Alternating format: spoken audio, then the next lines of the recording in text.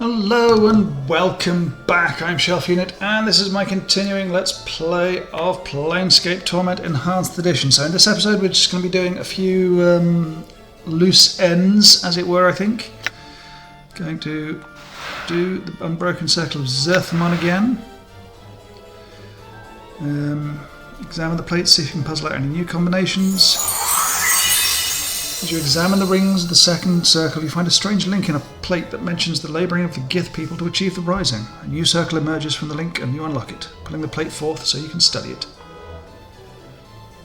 Know that the rising of the people against the Illithid was a thing built upon many turnings. Many were the people who lived and died under the Time's blade while the Rising was shaped. The Rising was shaped upon a slow foundation. Steel was gathered so that it might mark Illithid flesh. A means of knowing the movements of the Illithids was established. At first weak and confused, and then stronger, like a child finding its voice. When the movements were known, then the Illithids were observed. In observing them, their ways of the mind were known. When the ways of the Illithid were known, many of the people were gathered and taught in secret the means to shield their minds, and the way to harness their will as weapons. They were taught the scripture of steel, and most importantly, they were given the knowing of freedom. These things were not learned quickly. The knowing of much of the ways was slow, and in all these things, time's weight fell upon all. From the knowing of one's reflection in a steel blade, to the knowing of the submerging of the will, to the knowing of seeing itself. All of these things and more the people built upon. In time, they came to know the whole. Okay, and we then talk to What him. is your will? Things I would know. But your teachings. I've read the Unbroken Circle of Zerthmon. I want to speak to you more about the ways of Zerthmon. What did you come to know? There was a seventh circle within the Stone of Zerthmon. It spoke of the building of the rebellion against the Illithids. The common falls silent. What does the seventh circle speak of? It speaks of time as an ally, not as an enemy. It says that the patience can sharpen even the smallest of efforts into a weapon that can strike the heart of an empire. Your victories may be small, but over time a greater victory may be achieved. Decon is silent for a moment. Will you make this circle known to me? Take the Unbroken Circle of Zerthmon and unlock the seventh circle. As you take the circle and twist the links, two plates slide from the interior and into your hands. You have no idea where they came from, but the Unbroken Circle still seems intact. The seventh circle remains. Decon watches you silently. There are two plates here. Maybe we should both study them, you and I? Decon is silent for a moment. There is much you have come to know of the circle, and your knowing carries a greater weight than mine. Decon matches your gaze. Know that your path is mine, and it shall come to pass that as you knew the way of Zerthmon from me, I shall know the way of Zerthmon from you. Okay, let's move on.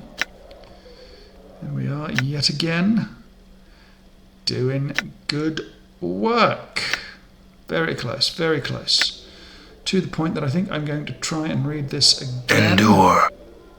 In enduring, grow strong. Use it once more. Examine the plates, see if you can puzzle out any new combinations. As you examine the rings of the seven circles of Zerthmon, you suddenly become aware of a pattern in the way the links have formed, and you hook your fingers into the sides of the circle and unlock a hidden segment, pulling the plate forth so you can study it. Know that a mind divides the man, and will and the hand must be as one. In knowing the self, one becomes strong. Know that if you know a course of action to be true in your heart, do not betray it because the path leads to hardship. Know that without suffering the Rising would have never been, and the people would have never have come to know themselves. Know that there is nothing in all the worlds that can stand against unity, when all know a single purpose. When all hands are guided by one will, and all act with the same intent, the planes themselves can be moved. A divided mind is one that does not know itself. When it is divided, it cleaves the body in two. When one has a single purpose, the body is strengthened, and knowing the self grows strong. Examine it again.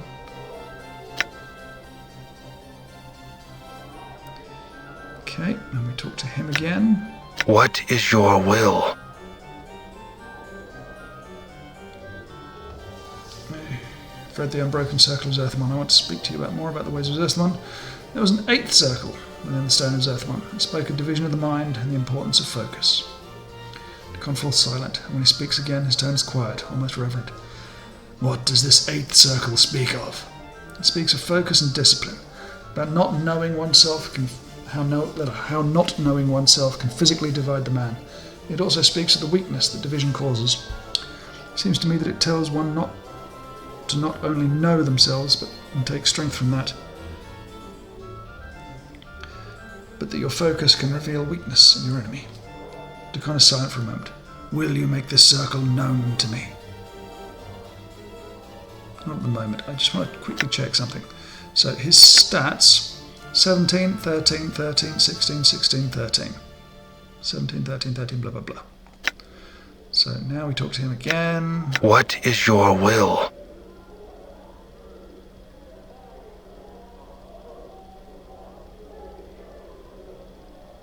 Take it and unlock 20,000 and items. If you take the circle and twist the links, 2 more plates slide from the interior and into your hands. As with the 7th circle, you have no idea where they came from. But the Unbroken Circle still seems intact. The 8th circle remains. Dakon watches you silently. There are 2 plates here. We should both study them, you and I. I think when you know the 8th circle, perhaps you will know Zerthmon's heart when he made the pronouncement of 2 skies. His words were not those of the Elelithids, but of the people. Dakon stares at the plates, his eyes flickering over the geometries upon them, and then looks up and matches your gaze. His blade bends, shifts, until the shimmering you notice before you has become a silver glow. He seems stronger somehow. Strength +1, dexterity +2, constitution +2. That is enormous. 5 points of bonus power, basically. Know that when death comes for you, know that I shall meet its blade with mine. Know that when all dies around you, know I shall live for your sake. When we die, Dakon, it will be the same death. It shall be the pronouncement of 2 deaths as one. Updated my journal.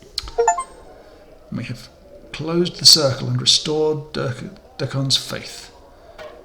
And now he is incredibly powerful and has gained a bunch of hit points, so he's now up there with the best of them. But do we have... She didn't gain XPs. Only he gained XPs and I gained XPs. Okay. Ooh, but what is now... do we have here? 7th circle, 7th circle, 8th circle, 8th circle. Let's give him those 2. And I will learn the Missile of Patience.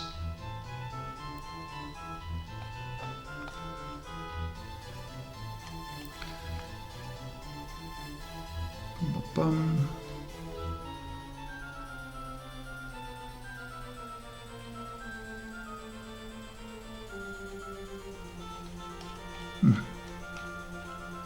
It doesn't. Nobody knows what it is.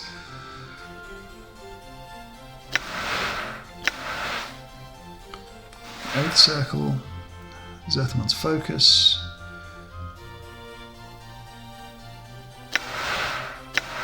So, do we know what it actually does?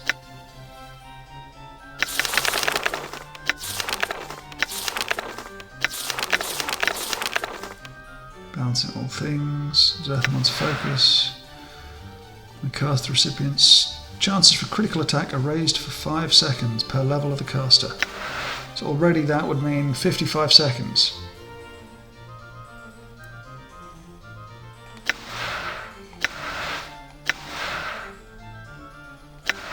Move Zerthmon's focus. And in this one... I pacify. What's pacify? Pacify 2 to 8 creatures of 6 hit dice or less.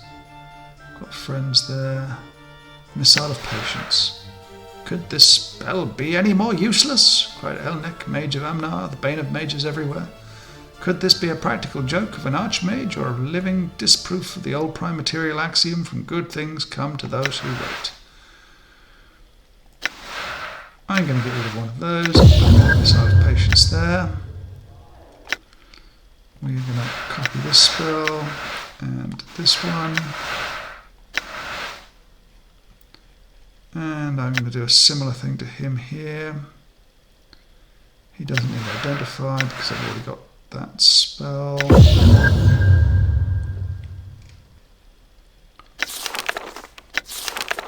Okay. Since I've got a spell there I can use, but I still need more spells. Okay. So we've done that. Now, let's use the dodecahedron. This heavy dodecahedron, about the size of both your fists balled together, seems inexplicably familiar to you. Its texture is cold and smooth, but whether it's metal or stone you cannot tell. A certain, almost intangible tension runs over the object, as if it were ready to spring into the air at any moment. Upon closer examination, you realise that each side of the dodecahedron is a plate that can be twisted clockwise or counterclockwise. It appears to be a puzzle box or a combination lock, as each of the pentagonal plates has 5 possible positions. The dodecahedron has no less than 244,144,625 settings. It would take every second of the next 77 odd years to hit all the combinations. Then you might just get lucky and stumble onto a solution in minutes. Fiddle with it. As you methodically twist the cold grey facets of the dodecahedron, a strange sensation forms at the base of your skull. Your hands seem to move of their own accord, turning the object and spinning its facets with mechanical precision. You've done this before. You knew the combinations once, and you also become aware that there's a certain danger within the object, whether it's from simple traps or something less mundane, though you cannot recall. In moments you have what might be the first of 4 sides locked into their proper places. As you begin to twist the 5th side of the dodecahedron, you recall a cunning blade trap that would snap out to lash at a meddler's hands, slashing their wrists and severing fingers. You avoid the trap with proper number of rotations, certain that you've made progress at the unravelling of the object's secret. After avoiding the dodecahedron's springing blades, you slowly puzzle out the next series of facet positions. As you start to turn the 9th side of the dodecahedron, you suddenly remember a second trap, jets of toxic gas that would form a billowing cloud of lethal, corrosive vapour around a curious meddler. You circumvent the trap with the correct amount of twists, positive that you've nearly unlocked the dodecahedron. You circumvent the dodecahedron's poisonous gas trap and begin your work on the final facet positions. Just as you're locking the 12th pentagon into place, you recollect sorcerer's runes hidden beneath. Within the dodecahedron, it would blast the unwitting holder with bolts of magical lightning. After disarming the trap with the correct number of facet rotations, the dodecahedron clicks and begins to open in your hands. The dodecahedron splits once, twice, and eventually unfolds into itself possibly into a perfectly rectangular tablet the size of a large book. Etched into its surface there are a series of bizarre symbols. It looks to be a code or language that you feel should be familiar to you, but it's not. Further examination of the tablet reveals that by twisting the pentagonal facets that are now upon the underside of the tablet, different pages may be displayed across the tablet's face. You finally realise the dodecahedron is a tome or a journal of some sort. Until I learn to read this language, I might as well just put it away. Updated my journal. Okay. So there we are. Suspicious sealed scroll. I'm very tempted to look into these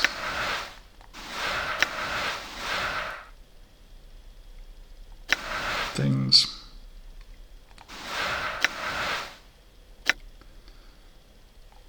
Is your blade better?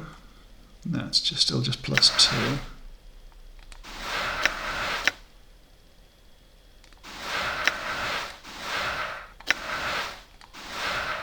Cursed. Ah, yes. Usable only by Modrons.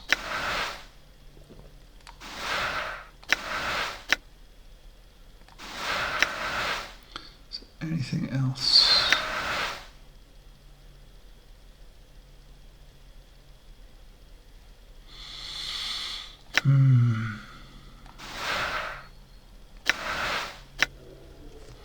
Okay, and 1 second.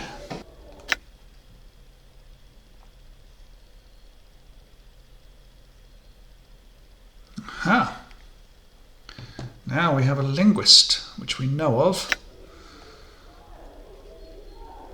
So a couple of things. I remembered a couple of episodes ago, the journal told me I had... Where are we?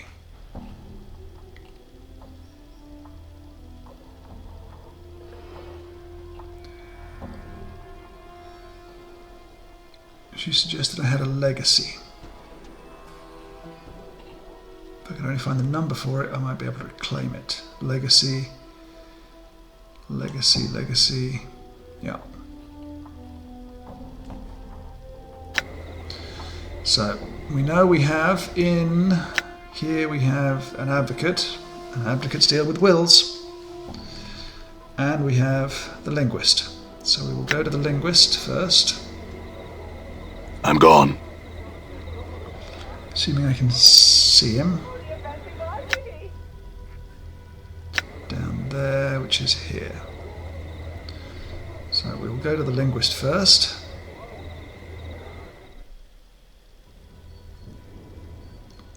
Ah, there you are. Finham glances your way. Chosen to grace my home once more, have you? What does he wish from me this time? And some questions. Happily know I am a scholar and a linguist, sir. Whilst I shall happily entertain any questions regarding my field of study, language and the like, I can be of no help to you in other matters. Let's unfold the dodecahedron to a page of writing on it and ask if he can translate it.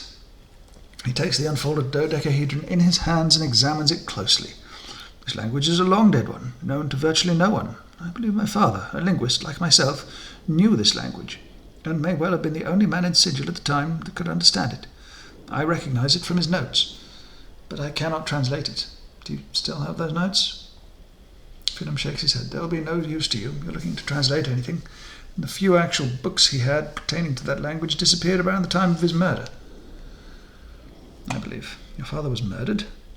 Finham nods. Strangled he was. He had left to tutor someone. He taught various languages to supplement his research.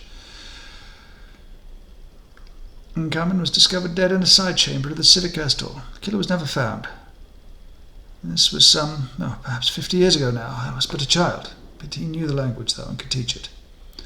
Sure, he did. And were he alive today? My father is said to be a great teacher. Finham sighs sadly. Tried his skill with language, but not his patience for others, sadly. Is he interred at the mortuary? Updated my journal. I know. His ashes are kept here. He points to a bronze urn sitting atop a cabinet beside a bouquet of purple flowers. Aye, a wry smile crosses Finham's lips. A necroscope, are you? Speak with the dead? He suddenly frowns. I have no wish to speak of these things any longer. You have to excuse me, sir. Farewell. Okay. I'm gone. Yeah. Aye, might as well. Let's quickly detect traps.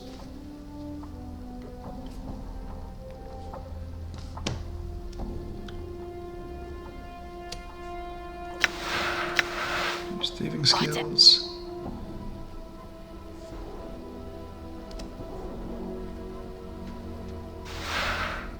Oh, take a gold bracelet. So what am I looking at here? Where is the... Ah, there we are. Done. Oh my god, get the fuck out of the way! All right. Jesus wept. Done. There's an urn atop this small cabinet, full of ashes and charred bits of bone. Etched into the base of the urn the words Fin Andlai, beloved husband, father and scholar of the 100 languages.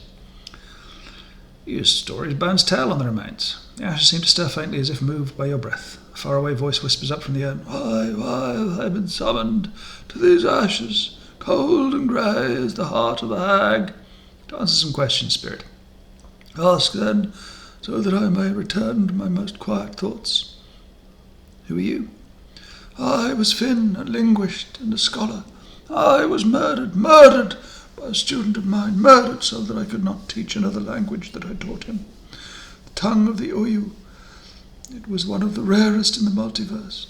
I knew of none who spoke it, save myself and that one damnable murderous student.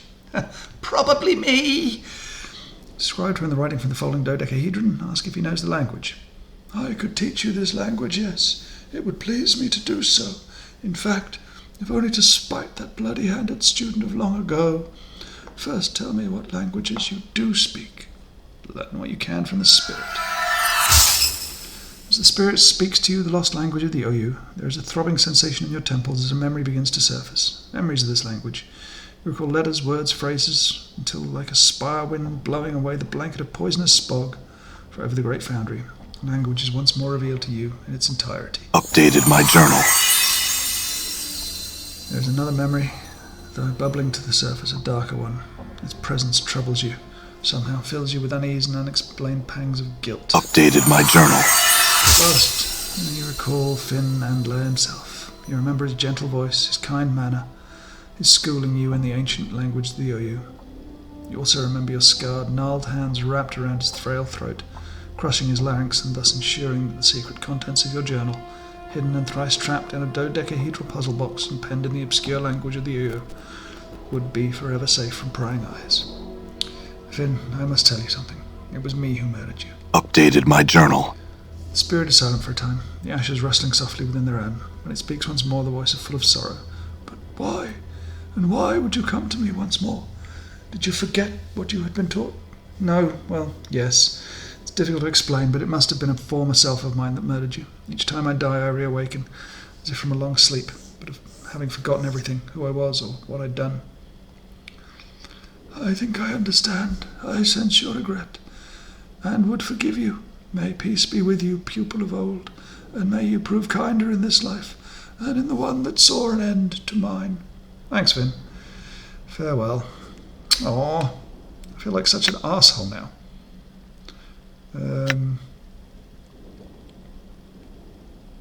Let's talk to him again.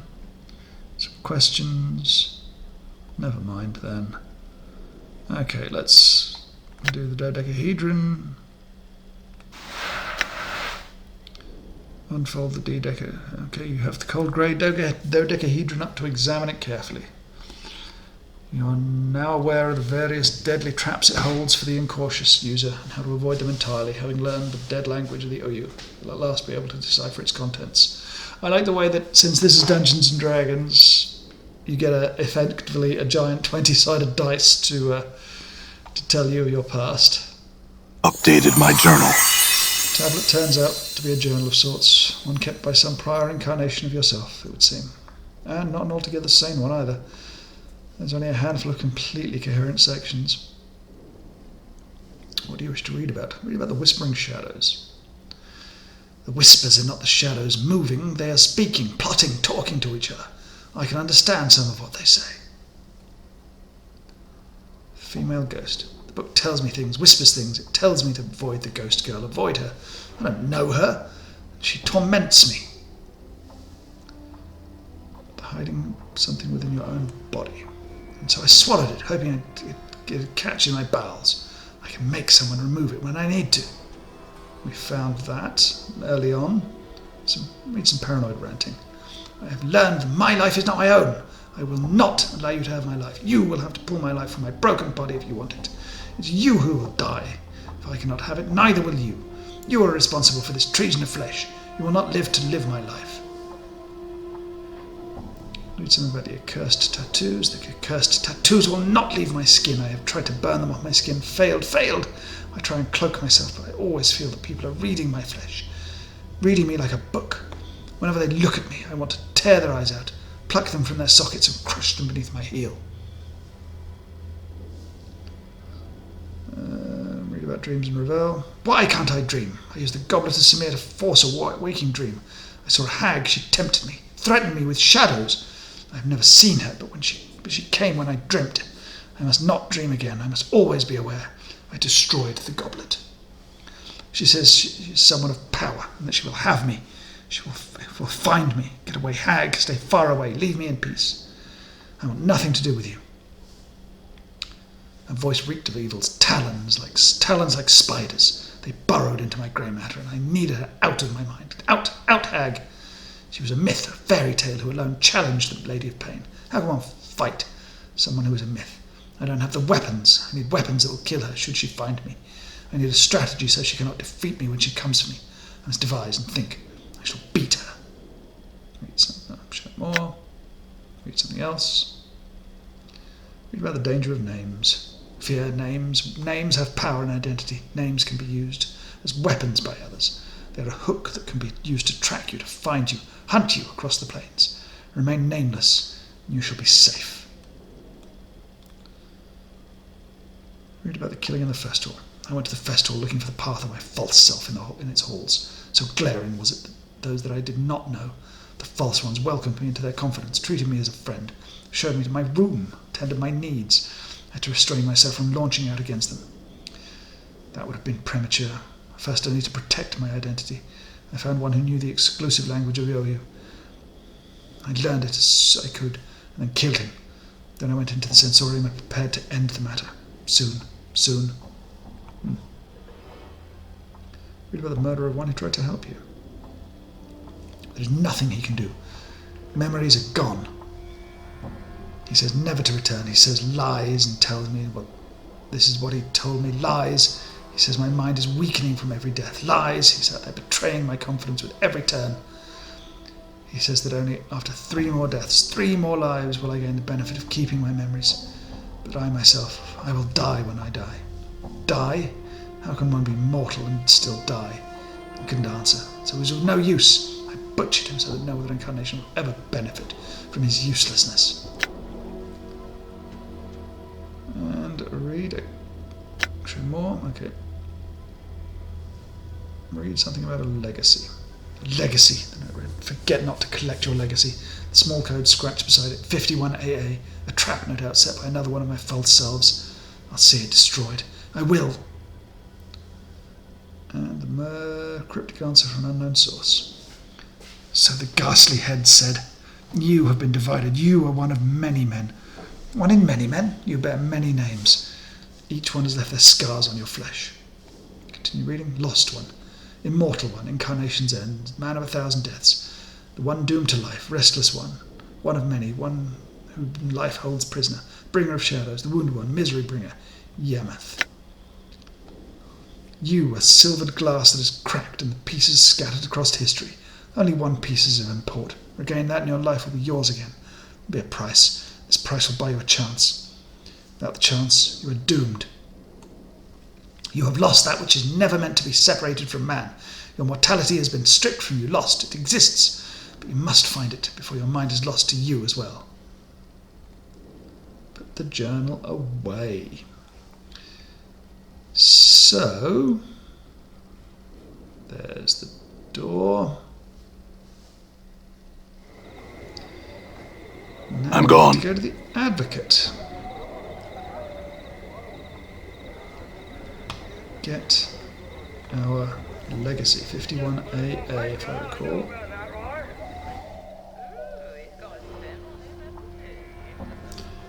Now, I'm sure I've been here, but I All right. don't recall being in here at all. Beautiful silver mirror. It said something about a silver mirror in the diary, I'm sure it did. Solid crystal tank with several fresh fusion inside. You see Yanis. He turns to you as you enter and fixes you with a tired gaze. There are dark sacs beneath his eyes, and he looks as if he's not been sleeping. Greetings, Yanis. You again? Yanis frowns slightly as he stares at you. What is it you want this time? I had questions for you. Yeah, what can I help you with? Yanis, there's a sensory stone in the sensorium that contains a fragment of your daughter's experiences. His eyes blaze with hope. There is? Which one? You must tell me. It's one of the sensate sensory stones. If you're not a sensate, you cannot gain access. He thinks for a moment. I must find a way. Perhaps that would make an exception for her father. If you wanted. I could speak to someone. I'm certain they would make an exception in your case.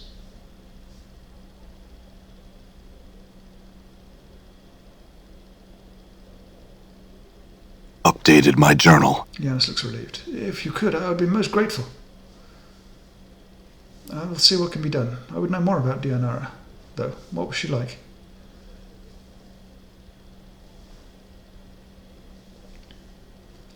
Dionara, she was young. She had recently joined the Society of Sensation. The Sensate's not an unpleasant faction, but she had also met someone there. She followed him on a journey there, and there she died. She looks pained. I was not even able to recover her body. You say she was a Sensate? Yes. He becomes slightly more animated, as if warming himself on a precious memory. She had joined them because of her gift, and the fact there was so much about the multiverse that she wanted to experience. The Sensates lend themselves readily to the sharing of experience and sensation. Gift? Oh, yes, nodded.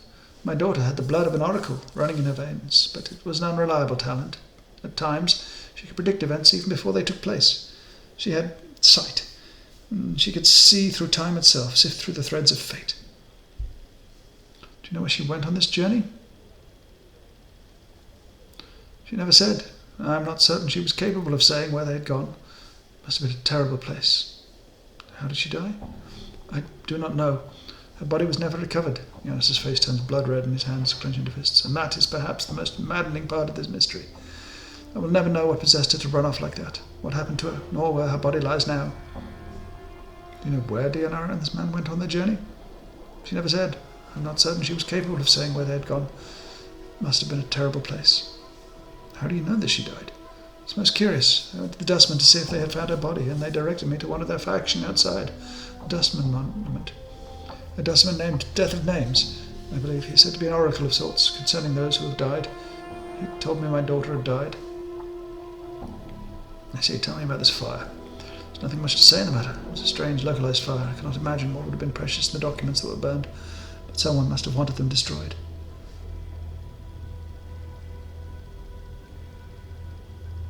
I may have been responsible for the fire. You? What do you mean? Truth, I may have done it at some point in the past, when I was not in my right mind. I regret my actions and ask your forgiveness. But Jonas almost looks at a loss for words. But why? Some of the things that were burned, they were precious only to me, irreplaceable. It's likely that one of those mementos or documents was threatening to this other self of mine. I do not believe I will ever know. Your other self? What are you speaking of? I have a peculiar condition. I lose myself on occasion and become someone else for a time. During that time, my actions are not my own. Jonas frowns. It seems to be thinking the matter over. I've heard of such symptoms in the mind. Temporary amnesia and the emergence of another personality. Then there is the fact you have chosen to claim responsibility for the crime.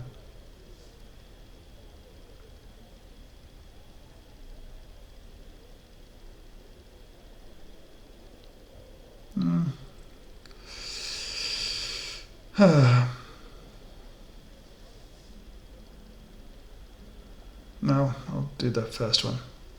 Updated my journal. Aye. Jonas frowns and then his expression relaxes. There is nothing to forgive. I have come to terms with the loss, and no lasting harm has been done. I do not know why the target was chosen. However, there was nothing of value amongst the documents burned. What were the documents? Legacies mostly, some very old ones. Legacies. They are contracts that are deliverable at the death of the client. They provide specifics on how a person's possessions are to be divided upon the event of their demise. I have also heard them called wills. Are they anything like Dustman contracts? Oh my, no. The Dustman contracts, whilst they are deliverable at the time of the client's death, bequeath the client's body to the Dustman. Not a pleasant business at all. But some who are poor of means find the Dustman contract to be a means of support. Don't go about invalidating a Dustman contract. He frowns slightly. One that is already signed, little or nothing can be done once the signature is in place. The Dustman contract is quite specific on the destination of the corpse after death. Without the destruction of the contract, there is really nothing that can be done. Something else? No, tell me about your daughter.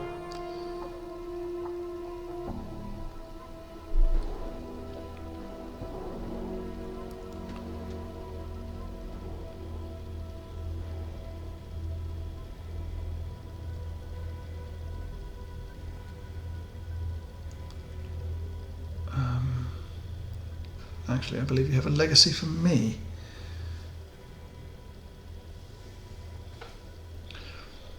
"51AA, I believe."